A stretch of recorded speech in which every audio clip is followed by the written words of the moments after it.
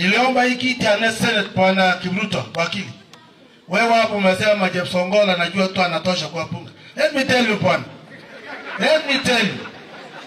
Legislation, representation ni hiyo kazi moja ya upunge kama mimi. Mambo ya Senate, national government wanatumia ile inaitwa county allocation fund.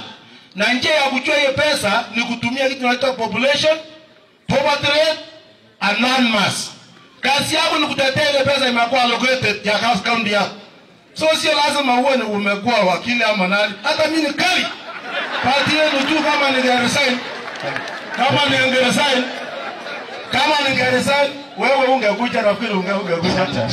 So kwa hivyo nataka nimalize kwa kusema kwamba tunapoelekea kwa uchaguzi, rais wetu alikuja hapa na akatuomba, mimi kama kiranja ya chama, akatuomba kwamba watu wa Baringo vile mmepatia Chemitei awe nominee ya Senate, mniruhusu hata mimi niwaombe ninyi kama wakaaji wa Baringo kwamba mnipatie.